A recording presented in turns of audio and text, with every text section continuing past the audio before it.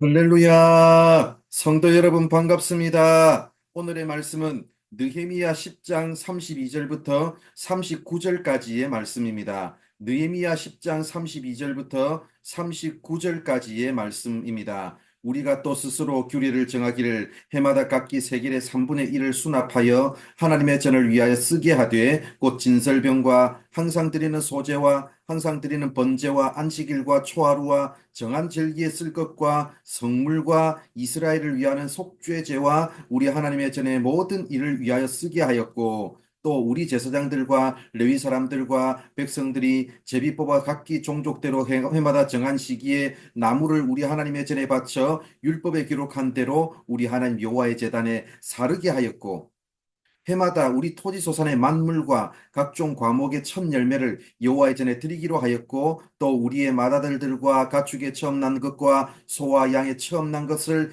율법에 기록된 대로 우리 하나님의 전으로 가져다가 우리 하나님의 전에서 섬기는 제사장들에게 주고 또 처음 익은 밀의 가루와 거제물과 각종 과목의 열매와 새 포도주와 기름을 제사장들에게로 가져다가 우리 하나님의 전에 여러 방에 두고 또 우리 산물의 11조를 레위 사람들에게 주리라 하였나니 이 레위 사람들은 우리의 모든 성읍에서 산물의 11조를 받는 자이며 레위 사람들이 11조를 받을 때에는 아론의 자손 제사장 한 사람이 함께 있을 것이요 레위 사람들은 그 11조의 10분의 1을 가져다가 우리 하나님의 전 곳간에 여러 방에 두되 곧 이스라엘 자손과 레위 자손이 거제로 드린 곡식과 새 포도주와 기름을 가져다가 성수의 그릇들을 두는 골방 곧 섬기는 제사장들과 문지기들과 노래하는 자들이 있는 골방에 둘 것이라.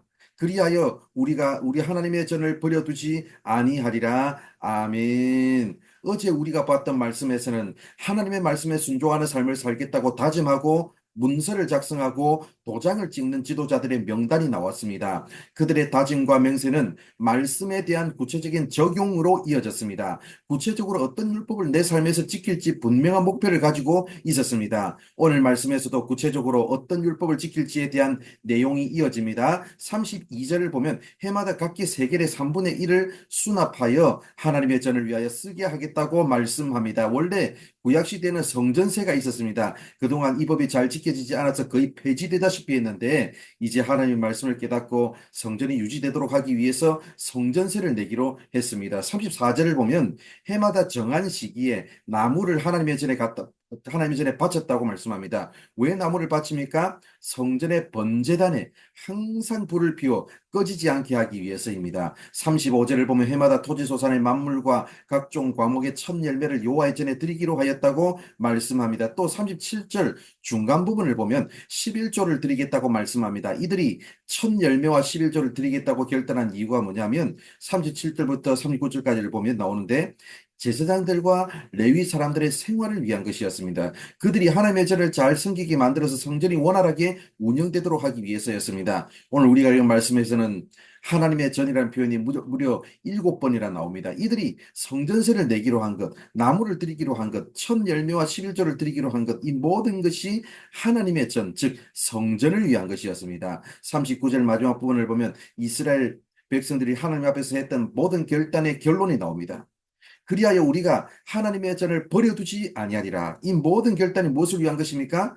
하나님의 전, 즉 성전을 위한 것입니다. 과거 예루살렘 성전이 무너졌던 이유가 뭡니까? 건물로서의 성전은 있었지만 하나님과의 관계를 바르게 하지 않았기 때문입니다. 그래서 여러분 우상을 섬겼기 때문이죠. 그 결과 하나님의 영광과 임재가 떠났기 때문입니다. 그래서 이제 다시 성전을 재건하고 성벽을 재건한 지금 다시는 성전을 무시하고 하나님과의 관계를 무시하여서 하나님의 영광과 임재가 떠나는 일이 없어야 되겠다는 이 거룩한 절박한 심정에서 나온 결단이었습니다. 사랑하는 성도 여러분, 이스라엘 백성들이 회개 이후에 실제로 하나님과의 관계를 회복하고 하나님의 영광과 임재가 있는 공동체를 회복하기 위한 구체적인 결단이 있었듯이 우리 모든 성도들의 삶에서도 하나님과의 바른 관계 회복이 있기를 바랍니다. 우리 성도교회 예배 가운데 죄에서 돌아서는 회개와 하나님과의 바른 관계 회복이 반드시 있기를 바랍니다. 그리하여서 우리 성도교회가 하나님의 영광이 떠나지 않는 교회, 예배 때마다 하나님이 임재하시는 거룩한 교회가 되기를 바랍니다. 기도하겠습니다. 하나님 감사합니다. 오늘도 이렇게 우리를 사랑하여 주셔서 부족한 우리들에게 말씀해 주셔서 감사합니다. 우리에게 하나님과의 관계 회복이 너무나 중요함을 다시 한번 더 말씀해 주셔서 감사를 드립니다. 아버지 하나님, 우리가 성전으로서의 모든 성도들이 아버지 모두 하나님의 성전인 것을 기억하면서 우리가 하나님과의 관계를 바르게 함으로 우리가 모인 예배의 자리가 우리 성도교회 예배의 자리가 하나님께서 임재하시는 거룩한 임재의 자리가 될 수 있도록 주님 함께하여 주옵소서. 오늘도 하루의 삶 가운데서 주님 말씀 따라 순종하는 삶을 살아가게 하여 주시옵소서. 그래서 아버지 하나님 오늘 하루의 삶도 하나님께서 이끄시고 인도하여 주옵소서. 하나님께서 오늘도 함께하여 주실 줄 믿사오며 예수님의 이름으로 기도드립니다. 아멘.